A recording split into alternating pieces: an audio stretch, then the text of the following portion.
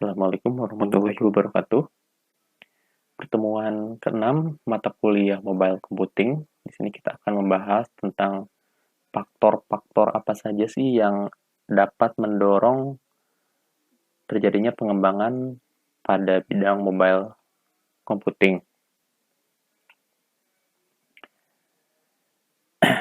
Mobile computing itu tidak, kalau kita bicara tentang mobile computing ya, itu berarti tidak hanya membicarakan tentang smartphone atau ponsel saja, tapi yang termasuk ke dalam mobile computing itu laptop terhubung dengan wireless, itu juga disebut dengan mobile computing.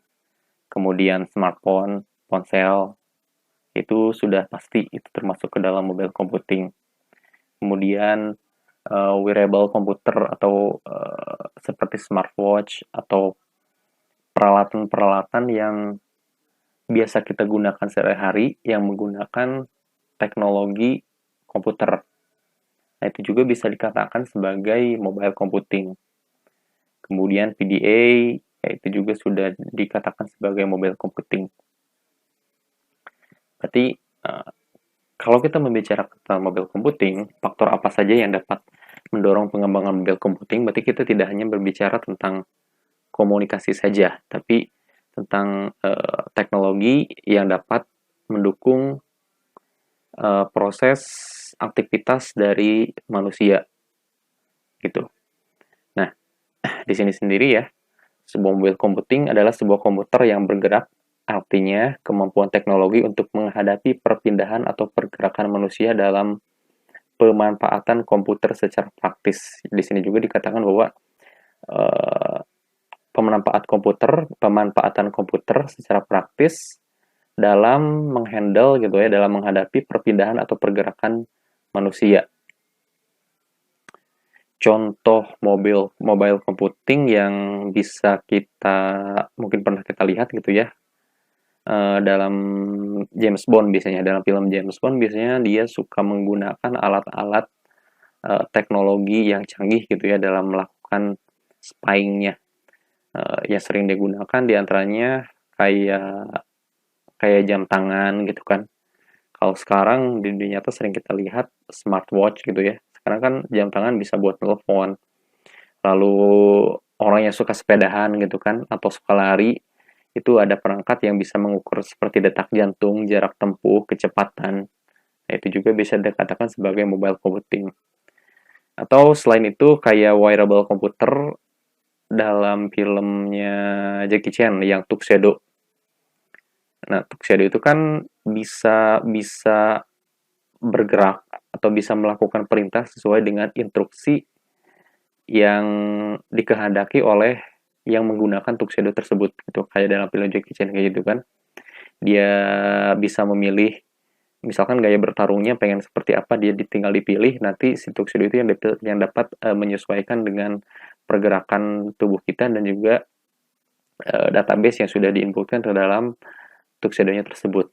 Nah, itu juga bisa dikatakan sebagai mobile computing atau peralatan-peralatan di sekitar kita gitu ya, selain smartphone yang memang sudah ditanami teknologi sehingga kita bisa mengendalikan peralatan-peralatan tersebut dengan teknologi tersebut. Nah, itu juga bisa dikatakan sebagai mobile computing.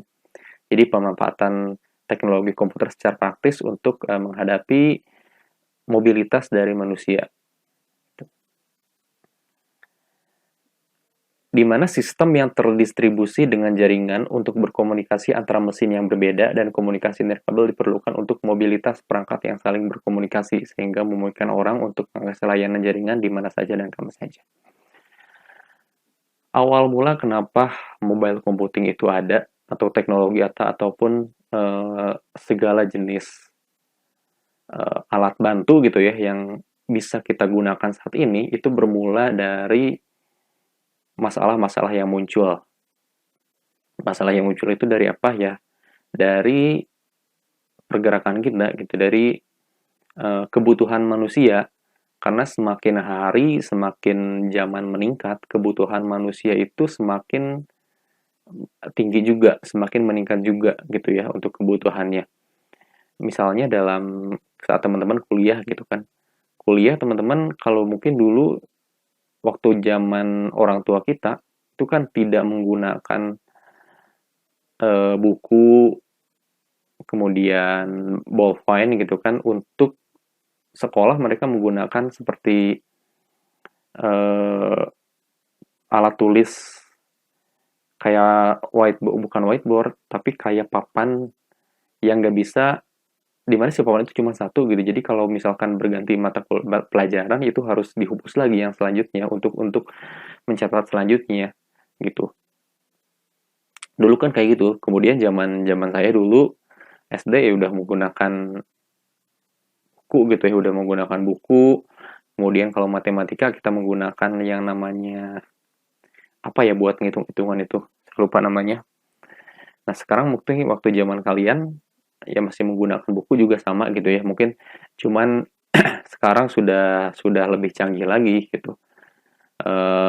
Belajar anak-anak SD sekarang kan karena pandemi seperti ini menggunakan smartphone, lihat di YouTube, video pembelajarannya.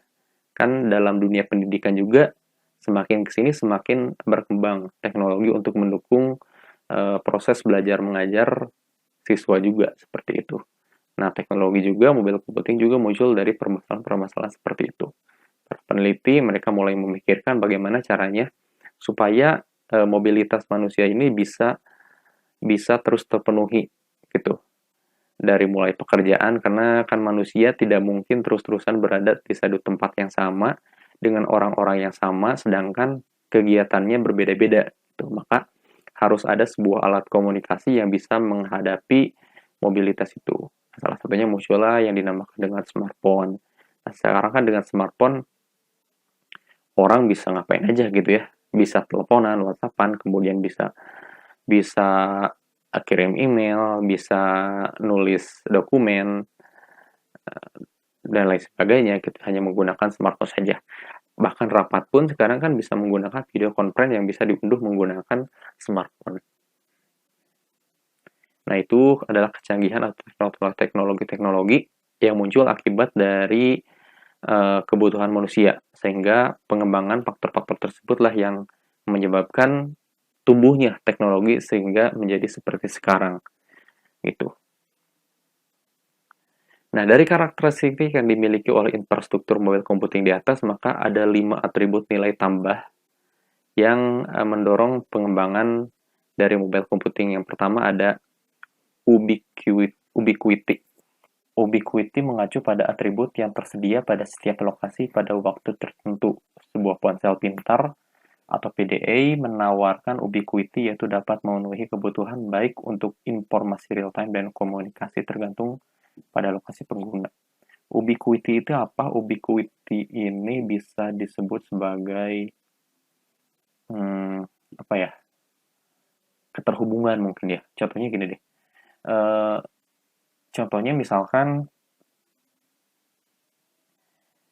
di rumah kita nih, di rumah kita gitu ya, rumah teman-teman misalkan. Karena teman-teman punya banyak rumah gitu misalkan. Terus dan di rumahnya itu tidak ada penjaganya. Tapi teman-teman takut gitu kalau misalkan di rumah itu ada maling. Maka teman-teman memasang CCTV di setiap rumah yang teman-teman miliki. Nah, CCTV tersebut terhubung dengan internet dan terhubung ke perangkat seluler kalian gitu, ke smartphone kalian, sehingga kalian bisa langsung melihat kondisi rumah melalui CCTV melalui smartphone teman-teman. Nah, itu bisa disebut dengan ubiquity atau ubiquitous. Atau contohnya lagi ubiquitous itu kayak misalkan kalian, pokoknya ubiquitous itu kayak teknologi yang dipasang di perangkat-perangkat keseharian kita gitu ya, di mana kita bisa terhubung dan mengontrol perangkat-perangkat tersebut. Kayak gitu, contohnya kayak CCTV yang bisa kita pantau dari kejauhan gitu, atau misalkan eh, apa ya, misalkan mobil yang dipasangi alarm gitu ya, yang teman-teman bisa mengontrol buka tutup kunci pintunya dari jauh gitu. Ya, itu yang dinamakan dengan ubiquity. Seperti itu. Mengacu pada atribut yang tersedia pada setiap lokasi pada waktu tertentu. Sebuah lokasi misalnya pilih menawarkan ubiquity yaitu dapat memenuhi. Nah, sebuah mobile computing harus bisa menawarkan keterhubungan seperti itu antara manusia dengan alatnya. Walaupun jaraknya itu dan jarak, lokasi, dan waktunya itu tidak selalu berdekatan. Tapi si mobile computing itu harus bisa menghandle hal-hal seperti itu gitu. Itu kan sebuah masalah ya. Itu sebuah sebuah bukan sebuah masalah tapi sebuah tantangan yang memang harus dihadapi oleh mobile computing. Di mana kita kan nggak bisa, kalau ponsel mungkin ya barang-barang kecil tuh bisa dibawa kemanapun gitu. Cuman untuk barang-barang besar kayak rumah, mobil gitu, ataupun barang-barang lainnya yang berharga, yang dimana itu butuh sebuah kontrol, pantauan, keamanan, security gitu kan. Maka keterhubungan dengan barang-barang tersebut itu sangat dibutuhkan gitu. Nah, makanya mobile computing itu membutuhkan faktor pendorong untuk pengembangan yang dinamakan dengan ubiquity ini. Itu harus ada di dalam sebuah perangkat mobile computing. Nah, selanjutnya yang kedua adalah kenyamanan. Nah, untuk kenyamanan sendiri itu sangat sangat penting karena biasanya orang membeli alat atau membeli barang itu ya pasti melihat kenyamanannya dulu. Tuh, apakah telepon ini atau teman-teman eh, smartphone ini bisa menghandle pekerjaan teman-teman. Kalau misalkan teman masuk ke fotografi, apakah ini nyaman buat dipoto, apakah filternya banyak gitu, apakah eh, saat kita teleponan dapat menangkap jaringan yang lebih baik gitu. Maka kenyamanan itu sangat sangat dibutuhkan oleh yang namanya mobile computing ini.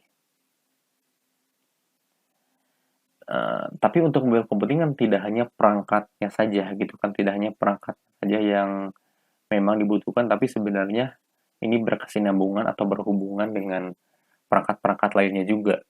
Makanya untuk mobile computing juga itu harus bisa memenuhi keterhubungan antara perangkat yang berbeda.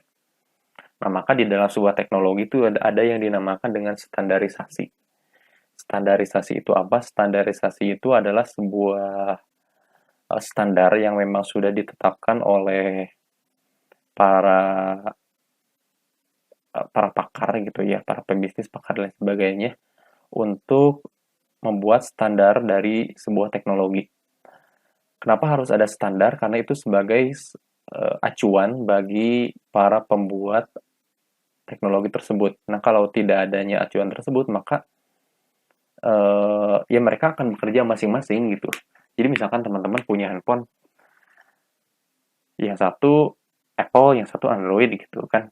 Nah, kalau mereka tidak ada standarisasi untuk mobile computing ini, maka ya yang iPhone ya cuma bisa berhubungan dengan orang-orang iPhone gitu. Dia perusahaannya sama, Android cuma bisa berhubungan dengan eh, perusahaan yang sama dengan Android. Jadi iPhone sama Android tidak bisa saling berkomunikasi satu dengan yang lainnya. Kalau misalkan tidak ada standarisasi tersebut gitu. Ataupun ya mereka akan sesuka hati untuk membuat perangkat-perangkat tersebut gitu. Sehingga mungkin uh, akan terjadi timpang gitu ya mungkin di kalangan masyarakat atau konsumen dan produsen nantinya. Maka dibutuhkan standarisasi untuk menghandle salah satunya adalah kenyamanan ini gitu. Lalu yang ketiga adalah instant connectivity. Karena manusia itu orang yang mobilitasnya tinggi, maka kita perlu yang instan-instan, dan manusia juga sangat suka dengan hal-hal yang instan gitu ya. Nah, maka perangkat mobil ini harus harus bisa menghandle hal-hal seperti itu gitu ya. Misalnya sekarang kan kita kalau menggunakan perangkat yang lemot gitu ya, untuk laptop aja gitu ya. Laptop sekarang kan semakin ke sini saat kita booting untuk ngidupin laptop kan semakin cepat gitu, hanya dalam hitungan beberapa detik. Semakin bagus, semakin cepat, prosesor yang dibuat juga sekarang semakin cepat kan. Dan itu adalah salah satu kemajuan teknologi karena tantangan dari instant connectivity ini. Dengan satu kecepatan yang semakin tinggi, maka orang-orang lebih menyukainya, dan itu lebih lebih lebih mudah untuk diterima karena lebih banyak lebih banyak hal-hal yang bisa dikerjakan semakin cepat dengan instant connectivity ini. Lalu yang keempat ada personalisasi. Personalisasi itu mengacu pada penyusunan informasi yang disesuaikan untuk konsumen individu. Manusia itu kan berbeda-beda ya. Manusia itu berbeda-beda mulai dari kesukaannya, warnanya beda-beda, sukanya, karakter beda-beda, maka perangkat yang mereka miliki juga biasanya menyesuaikan dengan kebutuhan dan juga keinginan. Kalau personalisasi sih lebih ke selera sih biasanya ya. Makanya di handphone, di smartphone, di laptop itu banyak yang menyediakan personalisasi by konsumer gitu. Personalisasi oleh konsumen karena untuk menyuguhkan sebuah perangkat teknologi yang sesuai dengan karakter mereka masing-masing, dengan keinginan konsumen secara individual gitu. Nah, Kak, personalisasi cukup penting juga atau merupakan juga dalam salah satu pendorong untuk pengembangan sebuah mobile computing. Lalu yang kelima ada lokalisasi produk dan jasa. Mengetahui di mana pengguna secara fisik berlokasi pada saat tertentu adalah kunci untuk menawarkan produk dan layanan yang relevan. Salah satunya adalah dengan adanya GPS. GPS ini salah satu alat untuk mengetahui lokasi perangkat kita berada. Kalau misalkan hilang ataupun apa kan kita bisa dilacak melalui GPS gitu ya. Kalau kita kan ingin mengetahui lokasi seseorang, ya mereka tinggal mengaktifkan GPS-nya, maka kita bisa cari lokasi mereka. Itu. Itu adalah salah satu dari faktor pendorong yang kelima, lokalisasi produk dan jasa. Nah, menurut Kun Arif Cahyantoro, dia mengatakan bahwa pertumbuhan aplikasi mobile tentu saja dipengaruhi oleh beberapa hal, seperti yang pertama inovasi teknologi, yang kedua perkembangan bisnis, tiga serta peningkatan fasilitas keamanan. Nah, menurut Arif nih, Kun Arif, tiga faktor yang mempengaruhi mobile computing terus tumbuh. Yang pertama adalah inovasi teknologi. Karena ya seperti sekarang gitu kan, kalau teknologi tidak berinovasi maka akan diam gitu aja, tidak ada pergerakan apapun ya. Bisnis juga tidak akan maju gitu. Karena akan terus-terusan seperti itu, step flat gitu. Salah satunya adalah inovasi. Eh, makanya sering ada versi 1, versi 2, versi 3 untuk sisi softwarenya. Juga kalau teman-teman beli smartphone sekarang tipe A gitu ya, nanti bulan depan sudah ada tipe B, bulan 3 sudah ada tipe C. Teknologi terus-terusan berkembang, terus-terusan maju begitu begitu cepatnya, karena ini berhubungan dengan yang poin kedua, karena perkembangan bisnis.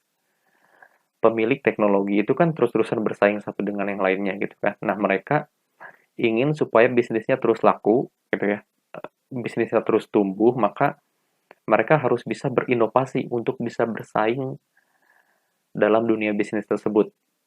Inovasi ini untuk apa? Yaitu untuk bisa menawarkan keunggulan-keunggulan dari produk yang mereka miliki, yang bisa lebih unggul daripada pesaing, yang bisa ditawarkan kepada konsumen. Nah, maka inovasinya terus-terusan berkembang, terus-terusan berlanjut untuk supaya bisnis mereka terus-terusan meningkat dan berkembang secara pesat. Gitu. Jadi satu dan dua saling berhubungan, dan juga yang ketiga. Nah, karena teknologi yang terus-terusan berkembang, teknologi yang terus-terusan maju gitu ya, karena yang dipengaruhi juga oleh faktor bisnis, maka semakin rentan juga terhadap keamanan dari data-data pengguna. Salah satunya karena untuk mobile computing sendiri ini kan biasanya memerlukan pihak ketiga juga untuk melakukan beberapa pekerjaan. Nah, maka dari sana sangat rentan terhadap fasilitas, terhadap faktor keamanan atau data-data dari pengguna. Mungkin bisa diambil oleh orang-orang yang tidak bertanggung jawab, kemudian digunakan untuk hal-hal yang tidak bertanggung jawab yang dapat menguntungkan mereka dan merugikan diri konsumen sendiri. Maka poin ketiga juga salah satu faktor yang penting yang mungkin bisa mendorong pertumbuhan aplikasi mobile, yaitu faktor keamanan. Nah, itu ketiga faktor yang menurut Kun Arif Cahyantoro yang mempengaruhi faktor pertumbuhannya aplikasi mobil ini. Lalu menurut salah satu ahli bernama Uwe Pill dari Association for Computing Machinery (ACM) mengemukakan bahwa mobile computing setidaknya memiliki 3 unsur berikut. Nah, ini adalah unsur-unsur dari mobile computing. Yang pertama ada yang dinamakan dengan mobile software, di mana terdapat sejumlah aplikasi dan sistem operasi khusus untuk mobile computing sehingga mendukung atau menambah fungsi dari perangkat tersebut. Yang pertama mobile software ya. Uh, walaupun hardware-nya terus-terusan ditingkatkan gitu ya, tapi tetap saja harus beriringan dengan aplikasi software-nya juga, karena walaupun semakin tinggi peralatannya gitu ya, secara hardware-nya gitu semakin bagus, kalau software-nya masih ecek-ecek gitu ya istilahnya, ya sama aja bohong gitu yang digunakan. Dan kalaupun misalnya software-nya semakin bagus, semakin wah, dan cuman si perangkat kerasnya tidak ikut berkembang juga, maka ya tidak akan kompatibel, tidak akan menyatu. Maka mobile software dan juga hardware dan mobile hardware itu sangat sangat uh, harus harus bisa berjalan beriringan seperti itu. Karena kan kalau teman-teman juga sekarang beli beli smartphone kemudian yang tipenya jadul gitu ya, maka tidak bisa digunakan untuk versi Android yang lebih tinggi untuk versi sekarang. Nah, kenapa seperti itu? Karena beberapa fasilitasnya memang memerlukan standar teknologi yang baru juga. Itu untuk dari sisi perangkat hardware dan juga perangkat softwarenya. Itu untuk poin satu dan juga poin yang kedua. Kemudian poin yang ketiga adalah mobile communication. Nah, sekarang kalaupun misalkan sekarang softwarenya udah bagus, hardware-nya sudah bagus gitu ya. Sedangkan untuk komunikasinya itu juga jelek, ya sama aja. Maksudnya tidak maksudnya sekarang teman-teman sudah punya iPhone keluaran terbaru gitu, tapi jaringannya masih jaringan